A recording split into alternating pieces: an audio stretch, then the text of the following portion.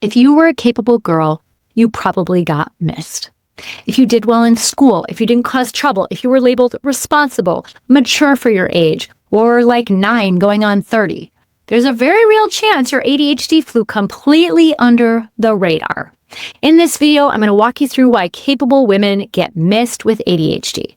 And by the end, I want you to either recognize yourself or finally feel validated in something you've known deep down for a while. I'm Jen Barnes, a licensed therapist and ADHD woman with over 25 years of experience in the mental health field. And this is something I see over and over again in high-achieving professional women. Let's talk about what actually happened. If you weren't disruptive, you weren't noticed.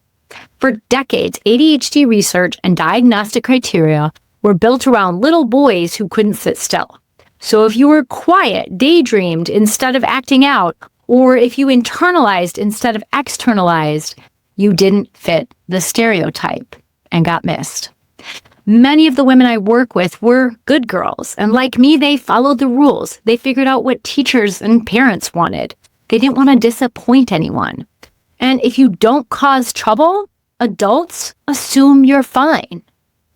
Growing up, most of my clients were described as too sensitive, dreamers, or even a little intense, but never ADHD.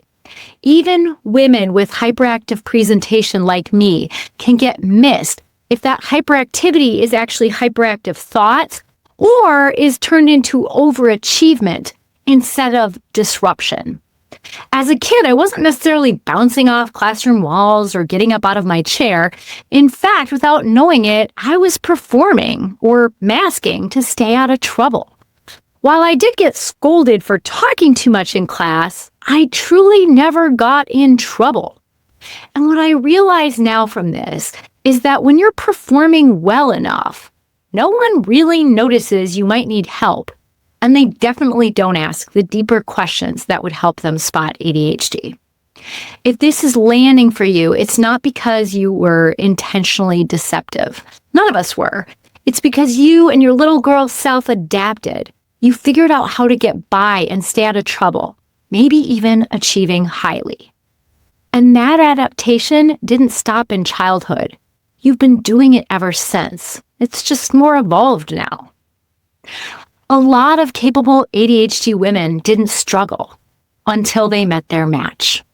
Something I've noticed in my work with late diagnosed ADHD women is that high intelligence can compensate for ADHD for years. You may have relied on memory, pattern recognition, or last-minute adrenaline. You might have even skated by, sometimes even excelled, without strong executive functioning skills, so you didn't know you didn't have them. Until the material became too dense, too layered, too demanding, or just too much. For me, it was actuarial exams, specifically life contingencies. Yawn. Those exams required more sustained cognitive input than I could access at the time. I didn't know I had ADHD. I just thought I wasn't disciplined enough and maybe not as smart as everyone thought I was. Truly, I needed more hours than existed. I have seen this with clients in law school or when they're studying for the bar, or women in higher level medical training, or those navigating a major promotion. They excel until the system demands sustained, self-directed regulation in a way that their brains can no longer handle. And this finally exposes the cracks. A few clients of mine thrived in corporate environments. There they had structure, deadlines, clear expectations, often with external accountability. And when they left to become entrepreneurs, things unraveled.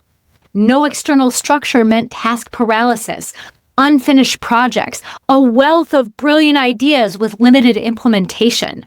And the shame was intense. Which brings us to something really important: overfunctioning. Many capable ADHD women aren't underfunctioning at all.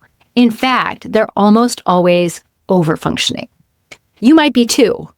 Overfunctioning looks like chronic overcommitment, all or nothing work cycles, procrastination followed by high-performance sprints followed by a crash, unfinished projects at home, and often deadlines met at enormous personal cost.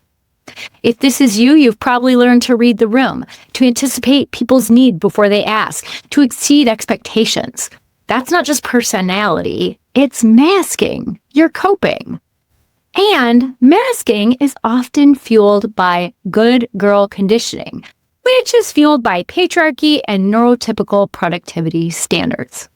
You learned early that being competent and helpful kept you safe. So you became very, very competent and very, very helpful. And the overfunctioning required to stay very, very competent takes bandwidth. When most of your cognitive and emotional bandwidth is spent anticipating, performing, managing, staying on top of everything, something has to get deprioritized. And often, it's your inner experience. Not because it doesn't matter, but because there just isn't much room left. And that strategy works until it doesn't. Because when your system is always standing and holding things together, it doesn't get much practice slowing down and integrating what you feel. So when emotions finally surface, they can feel bigger than you expected, even overwhelmingly so. And there's a reason for that. You were trying to survive and succeed in a system that wasn't built for your brain, without any accommodations, without any scaffolding. But surviving this way comes with a cost. Being capable doesn't protect you from burnout. In fact, sometimes it accelerates it. When ADHD goes undiagnosed in capable women, what I see most often is internalized neurotypical and patriarchal standards. This often means having high productivity expectations and then inner criticism and judgment anytime you can't meet them, those standards, often followed by shame cycles. And underneath all of that are unhealed wounds from growing up undiagnosed ADHD, as well as subconscious fear and doubt. Most undiagnosed ADHD women are first diagnosed with anxiety or depression or just experiencing burnout, as all that extra pressure and overfunctioning takes a toll. And over time, the chronic stress can show up physically through things like migraines, high blood pressure, autoimmune conditions, and more. Further, relationship strain is also common, both because we have little time to truly manage relationships, not to mention our unfelt feelings lying beneath the surface that can wreak havoc on relationships when they surface, but also because the masks we have subconsciously created keep us from being truly seen and understood. We often feel alone and even lonely, even in close relationships. And all of this is really hard, on top of being ADHD. But I've noticed something cool, that when these women finally get assessed and diagnosed, something shifts. After diagnosis, the most common first response I see isn't denial. It's relief. Relief because now so much of their life makes sense. All of the pieces fit together. And relief because they realize that they're not secretly less intelligent than people think. It's that their brain is just wired differently. And then they realize that you can be responsible in ADHD. You can be successful in ADHD. You can be capable in ADHD. Those things are not mutually exclusive. You can even be happy in ADHD. And when shame loosens even just a little bit, capacity often increases naturally because you stop burning energy fighting yourself. If you saw yourself in this video, I want you to take that seriously, not as a label or official diagnosis or as an excuse, but as important information. Because when capable women understand their ADHD, they stop measuring themselves against standards that were never designed for them.